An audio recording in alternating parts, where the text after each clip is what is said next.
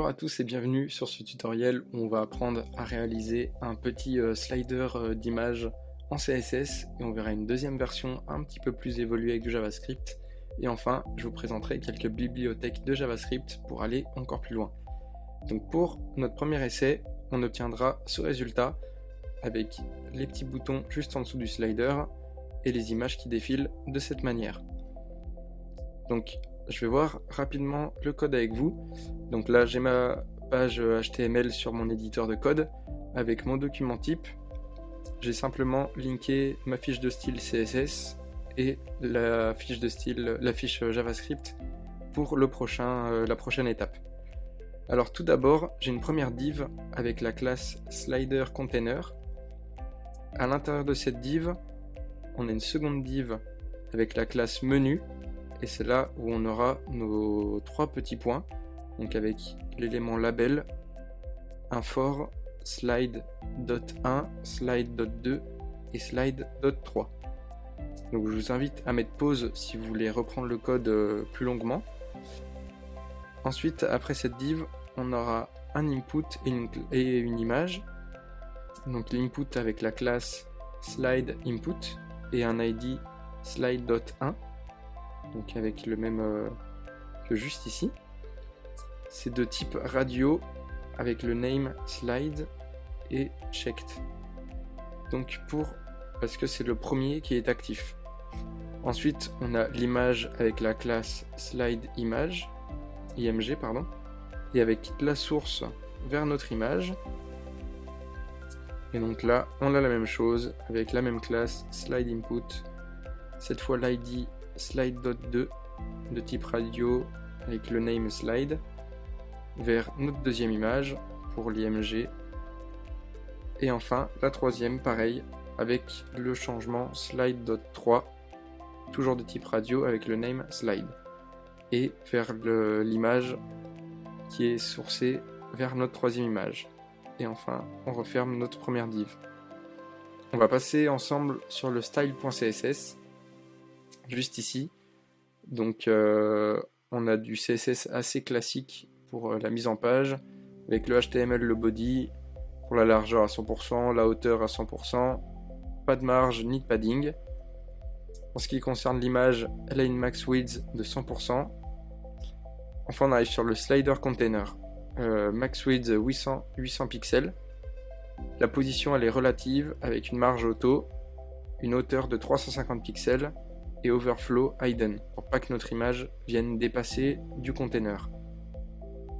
Enfin pour le menu, c'est en position absolue, left à 0, le z-index à 11 pour que ça soit bien par-dessus notre page HTML, qu'on puisse bien toujours venir cliquer sur les boutons. La largeur à 100%, le bottom à 0 et text align center pour que ça soit bien au centre de notre page. Ensuite le menu label, cursor pointer, display inline block, la largeur à 10 pixels, la hauteur à 10 pixels.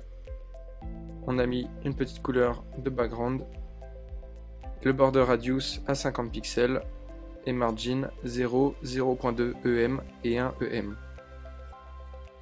On a ensuite le menu label over.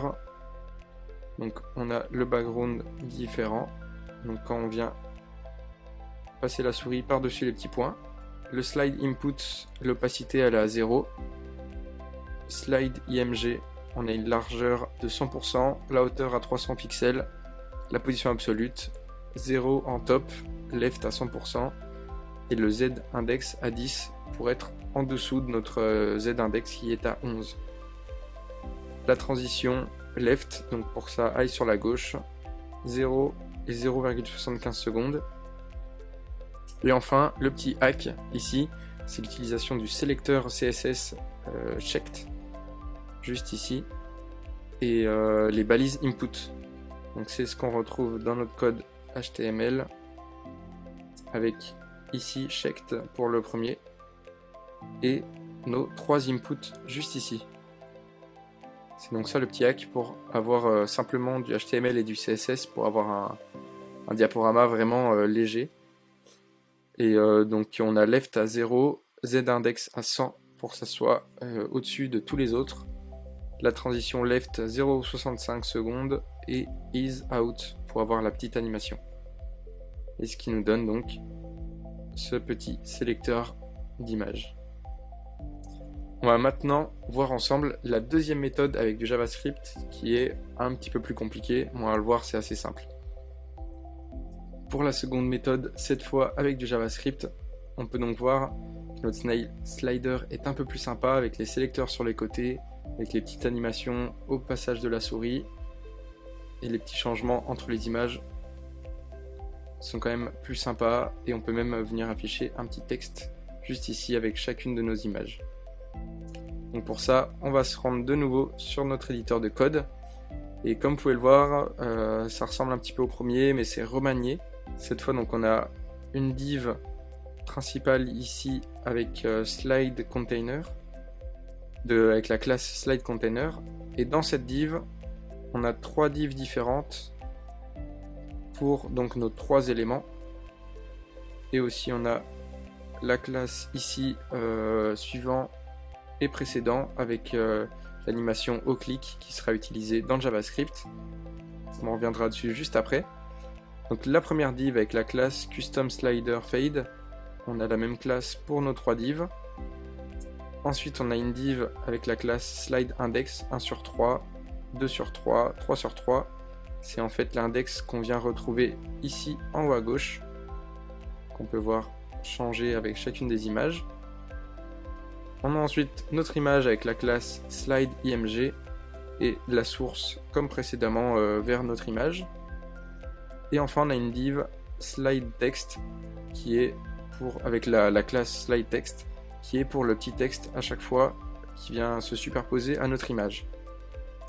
On a ensuite donc nos deux boutons déclarés dans le HTML juste ici avec la classe previous et next, avec ensuite on viendra faire l'animation onClick plus slide -1 plus slide 1, donc ce sera avec le petit item juste ici. Et enfin on a notre dernière div avec la classe slide.dot et on a trois spans avec la classe dot qui onClick donnera la slide 1, 2 ou 3. Donc c'est si on utilise les points juste ici comme précédemment. Si on passe maintenant sur le style.css, on a donc custom slider display none, slide container. Donc je vous invite encore une fois à mettre pause si vous voulez reprendre plus longuement le code. Je vais pas le reprendre en entièreté. Je vais regarder avec vous. On a la classe prev et next. Donc on a le cursor pointer, position absolue, top 50%. On a le transform translate y à -50%. La largeur, la hauteur, display flex, align item center pour que ça soit encore une fois au centre de notre page. Justify content center, la border radius, la couleur, font size et la transition background color 0,6 secondes is. On a ensuite previous left 15 pixels, next 15 pixels, previous over et next over, c'est quand la couleur vient se modifier au over de la souris. Notre texte sur les slides, on a une position absolue, la couleur, la font size, les différents padding, bottom, largeur et text align center. On a notre slide index, donc c'est le chiffre ici en haut à gauche avec la couleur, la font size, padding, position et top à 0. Slide img, on a une largeur à 100%,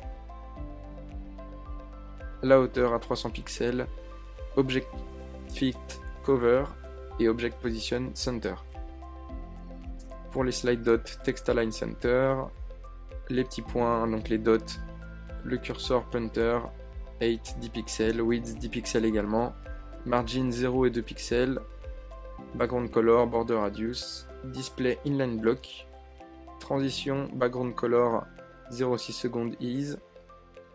Et enfin, pour le point actif, on a une couleur de fond pour qu'il reste en noir. Le fade, on a l'animation fade, la durée de l'animation juste ici à 1 seconde. Et enfin, on a les keyframes pour le fade avec l'opacity de départ à 0 jusqu'à l'opacity à 1.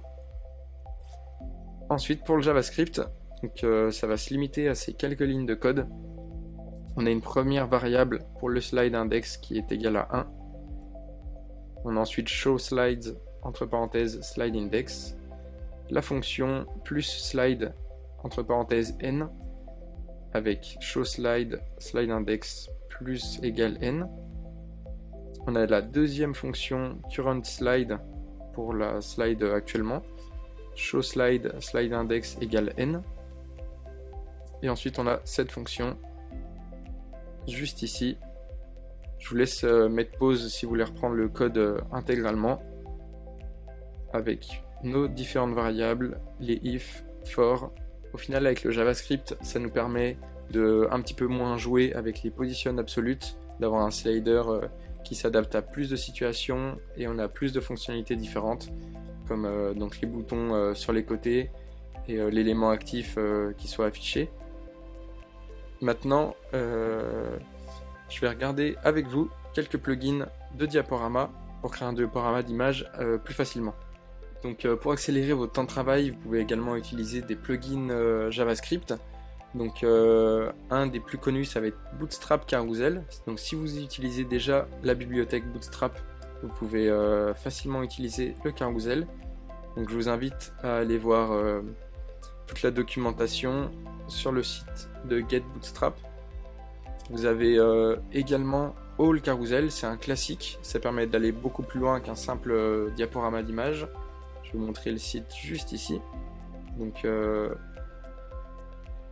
vous pouvez faire des choses bien plus animées, plus agréables à utiliser pour vos utilisateurs. Et enfin, vous avez Slick qui possède un petit peu moins de fonctionnalités que All Carousel qu'on a vu précédemment. Et il y a un petit peu moins d'aide en ligne, mais il est assez léger et facile à utiliser. Donc je vous invite également à aller voir le site de Slick qui est sur... Vous avez l'URL juste ici. Donc j'espère que ce tutoriel vous aura plu pour faire vos différents diaporamas pour vos sites web. N'hésitez pas à mettre un pouce en l'air et à vous abonner à la chaîne pour voir nos différents tutos.